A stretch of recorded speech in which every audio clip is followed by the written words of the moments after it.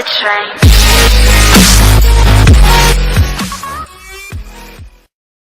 Hola, ¿qué tal? ¿Cómo estamos? Estamos en un nuevo capítulo de su noticiero Mefi News y hoy vamos a estar hablando del Estado benefactor.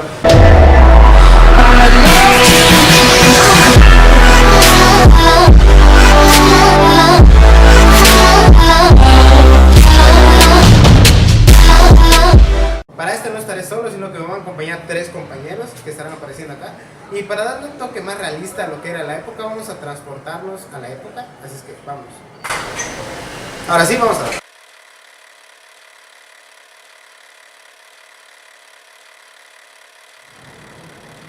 En la sociedad del México del Estado benefactor, empezaremos por Lázaro Cárdenas del Río, quien fue uno de los primeros presidentes quien ayudó realmente a la parte del pueblo que lo necesitaba, los campesinos.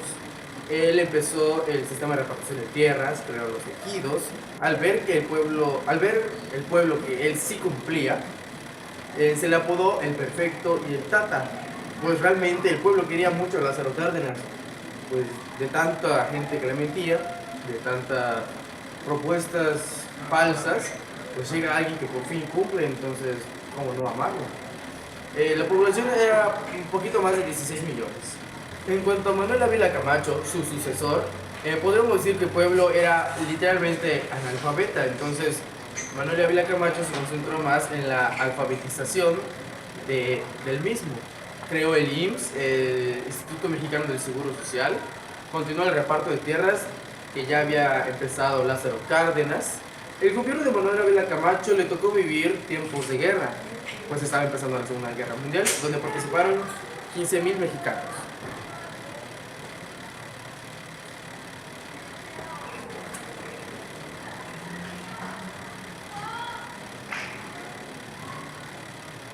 Bueno, el siguiente es Miguel Alemán Valdés. La población era aproximadamente de 25 millones.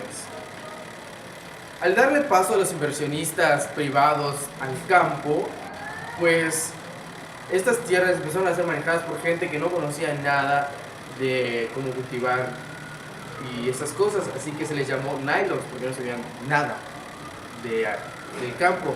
Entonces el pueblo empezó a migrar a Estados Unidos, empezó a salir del campo y se fue a Estados Unidos y a la ciudad. En Estados Unidos fueron muy discriminados por ser migrantes de México. En cuanto a la ciudad, pues empezó a aumentar su población, pues la gente al ver que ya no había trabajo en el campo o que le estaba manejando mal, pues empezó a irse para allá. En cuanto a Adolfo Ruiz Cortines, quien sucedió al sexenio de Miguel Alemán, pues se puede rescatar que le dio el voto a la mujer, pero esto solo fue para aumentar las votaciones en el partido. Esa es la razón secreta. Existió un descontento por parte de la clase obrera, pues había malas condiciones de trabajo y pagaban una miseria. Es decir, trabajabas mucho y te pagaban muy poco. Trabajabas de sol a sol y te pagaban 6 horas de trabajo, así que había mucha queja sobre eso. En descontento generalizado, estudiantes del Instituto Politécnico Nacional, aplastados por la represión, pues había protestas y el gobierno solo los reprimía y los reprimía. Campesinos de Sinaloa desesperados por la falta de apoyo, como ya venía mencionando, los campos no se apoyaban, se dejaban en manos que no sabían, muchas cosas así. Rebelión de maestros, de telegrafistas, petroleros, y el más fuerte que fue el movimiento de los ferrocarrileros. Continuando con los sexenios, Adolfo López Mateos es el siguiente de la lista. La población era aproximadamente de 34 millones. Él creó el ISSSTE y el CONASUPO. Hubo una represión muy fuerte contra los ferrocarrileros que ya se venían cargando desde sexenios anteriores. Esto creó una disminución de protestas, pero por la represión muy fuerte que hubo. Realmente no fue porque las cosas mejoraran, sino porque se les metió más presión y fue un poquito más violenta la situación. Él empezó a dar libros de texto gratuitos y se continuó la repartición de tierras que ya se habían abandonado un poquito. Lo siguiente es Gustavo Díaz Ordaz. Los obreros y los campesinos estaban controlados por el corporativismo. Había descontento social hacia el gobierno autoritario, como ya venimos mencionando. Era muy fuerte en cuanto a las represiones, la gente no se podía manifestar, pues el gobierno sí ya tomaba medidas un poco drásticas. Esto, pues, por un tiempo paró las protestas, pero después los grupos sociales se siguieron manifestando, pues explotaban mucho a los pobres, el crecimiento demográfico y rebeldías incluso por parte de los jóvenes. Entonces la situación estaba muy tensa. En cualquier momento, pues la gente podría hartarse de la mala condición que había. En cuanto al cine, en el estado benefactor tenemos algo que destaca demasiado y es la época de oro. La época de oro inició en 1936 y concluyó en 1959. Esto es un apogeo demasiado fuerte para cada uno de los cineastas.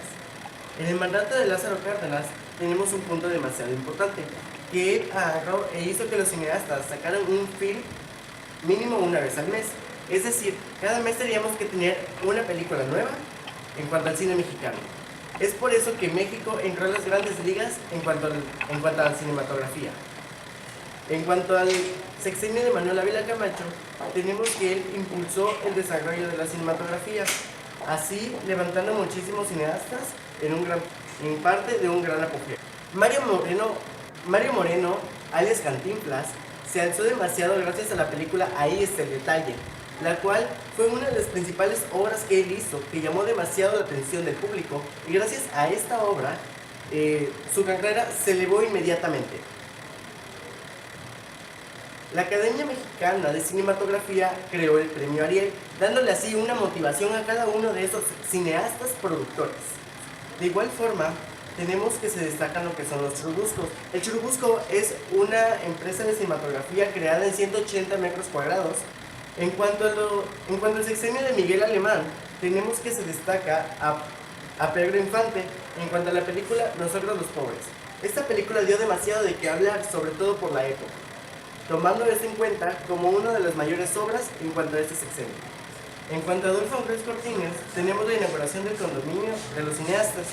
En esto tenemos que en 1950 se registró la cumbre de las obras en cuanto a los cines, produciendo más de 120 obras del cine mexicano. Oh, pero vaya tragedia. El 15 de abril de 1957 fallece Pedro Infante, tendiendo como uno de los mayores comentarios que muriendo él se termina la época de oro. En 1960 se crea la Filmoteca de la UNAM, esto teniendo demasiados auges en cuanto a este sexenio. En cuanto al sexenio de Gustavo Díaz Ordaz, tenemos la creación del CUEC, el Centro de Estudios Universitarios Cinematográficos. Ok, esto destaca porque para empezar de esta época, al fundarse esto, tenemos que se creó el documental El Grito, lo cual nos relata acerca de todo lo sucedido durante el 98. En el ámbito de la música, durante el sexenio de Lázaro Cárdenas, se encuentra representado por los corridos, ya que fue un medio eficaz para que la población conociera los acontecimientos sucedidos durante y después de la Revolución, pues en él se relataban, describían y comentaban en forma los versos bien entonados a los sucesos de la vida mexicana. Durante el sexenio de Manuel Ávila Camacho, la tapatía Consuelo Velázquez compuso el tema Bésame Mucho, el cual hoy en día existen más de 1000 grabaciones, traducida a 20 idiomas. Durante el sexenio de Miguel Alemán Valdés, Luis Caracas, un director de orquesta, fue el más importante representante en México de las grandes bandas.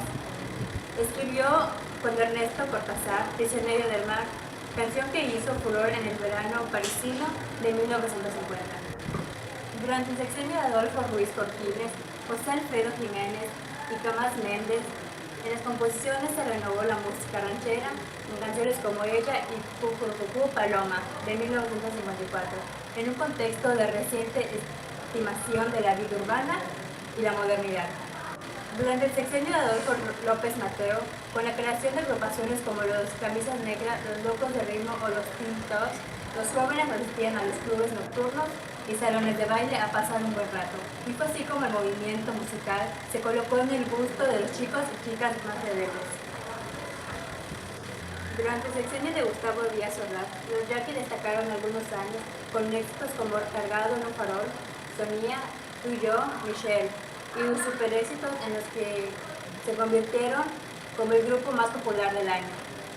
En el ámbito de la literatura, durante el sexenio de Manuel Ávila Camacho, de fusilamiento es un texto del escritor mexicano Julio Torres, publicado en 1940, retrata circunstancias que bien pudieron haberse desarrollado durante la Revolución Mexicana. Durante el sexenio de Miguel Alemán Valdés, con la publicación del Filo de Agua de Agustín Yáñez en 1947, comenzó lo que llamaremos la novela mexicana contemporánea, que incorporó técnicas novedosas con influencia de escritores estadounidenses. Durante el sexenio de Adolfo Ruiz Cortines, Octavio Paz, poeta y ensayista mexicano, ganó cantidades de premios como el premio Javier Villarrueta en 1957 por el libro El arco y la lira, publicado en 1950.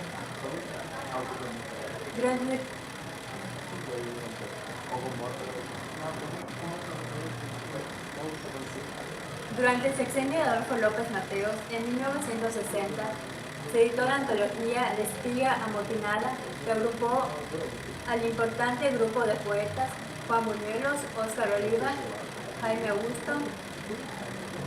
Durante el sexenio de Gustavo Díaz Ordaz, Agustín Yáñez publica en 1964 Tres Cuentos.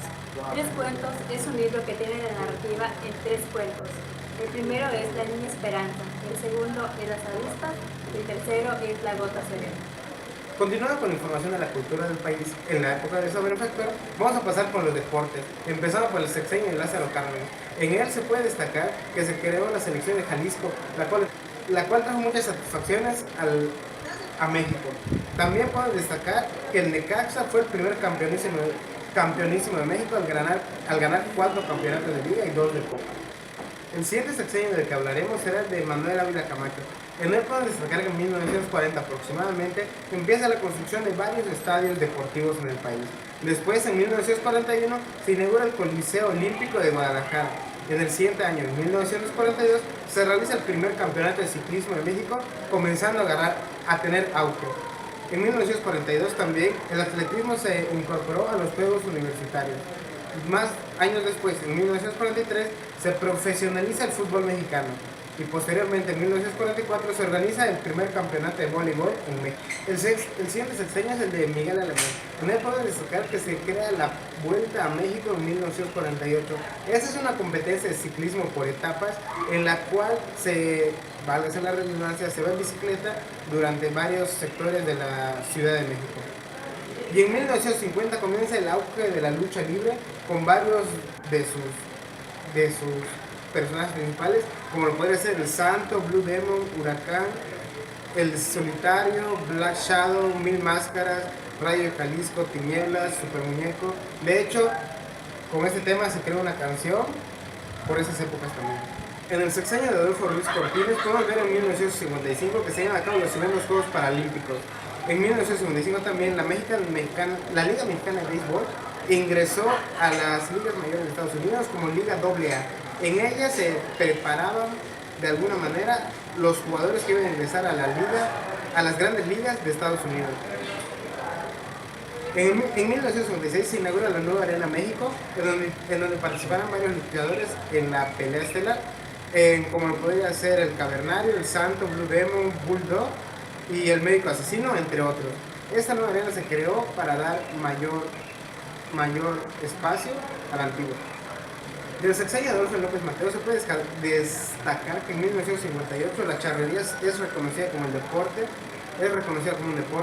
En 1962 se lleva a cabo el primer torneo con CACAF en México y en 1963 se funda el Instituto de Capacitaciones Deportivas o el IC. Durante el sexenio de Gustavo Díaz Ordaz podemos destacar dos cosas: los Juegos Olímpicos del 68 y la Copa Mundial de Fútbol del 70. Durante los Juegos Olímpicos del 68 podemos destacar que una mujer, Enrique Bastillo, fue la que prendió el pebetero de dándole mayor poder a la mujer en la época.